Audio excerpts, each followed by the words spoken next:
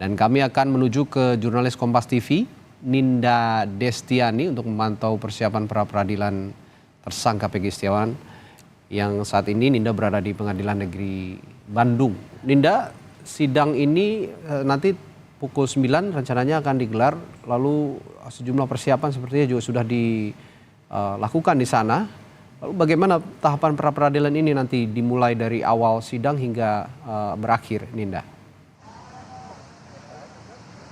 Iya, Radi dan juga saudara, betul, untuk sidang ini rencananya akan digelar pukul 9 pagi ini, dan tentu sejumlah persiapan ini telah dilakukan ataupun disiapkan oleh pihak PN Bandung. Nah, kami juga masih belum melihat kehadiran dari sosok Peggy Setiawan, namun tadi juga dari Humas menyampaikan bahwa Peggy Setiawan ini juga akan turut dihadirkan selama proses sidang pra-peradilan.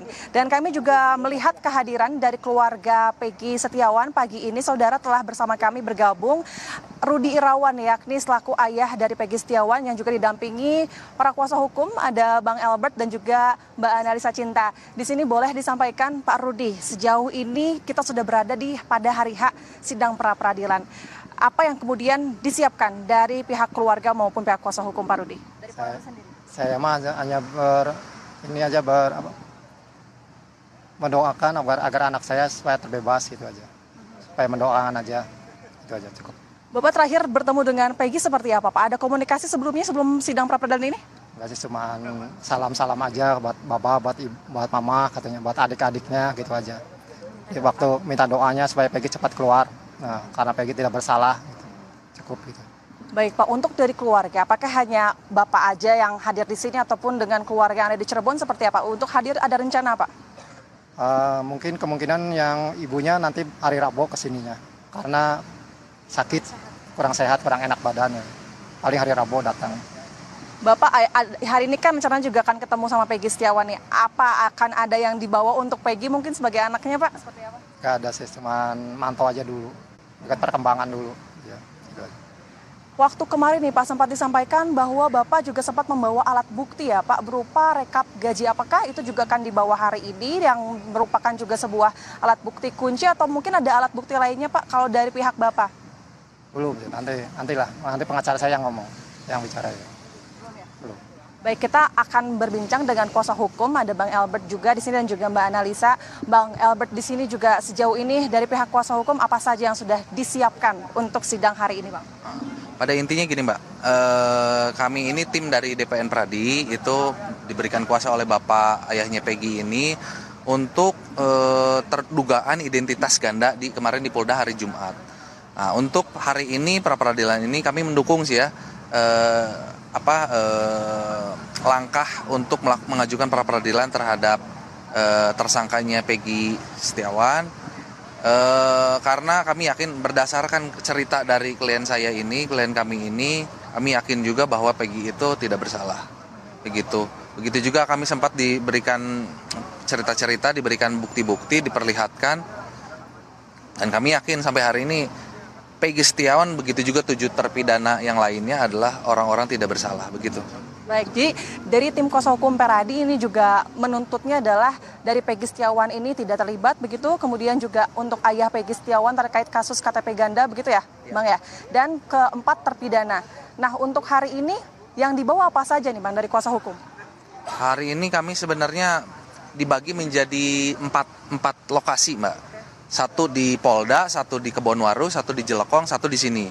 Untuk hari ini di pra-peradilan ini kami sifatnya pasif Mbak, karena kami bukan kuasa hukum Peggy Setiawan, tapi apabila diperlukan terhadap kesaksian-kesaksian Bapak, kami siap untuk membantu atau mendampingi, begitu Mbak. Boleh mungkin nantinya rencananya akan memberikan keterangan kesaksian seperti apa untuk Peggy Setiawan ini?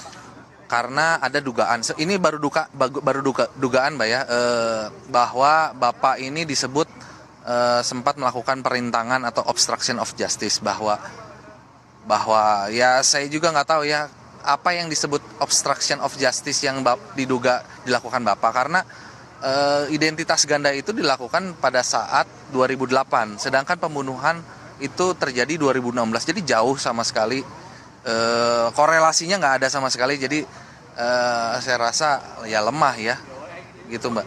Baik, jadi dari pihak kuasa hukum ini menegaskan bahwa terkait kasus KTP ganda yang dilakukan oleh dugaannya ya oleh Pak Rudi ini tidak ada sangkut pautnya dengan kasus Peggy Setiawan di kasus pembunuhan Vina dan Eki ini? Karena ini hanya dugaan identitas itu dipergunakan bapak ini untuk menikah lagi, untuk menyembunyikan dari istri yang pertama.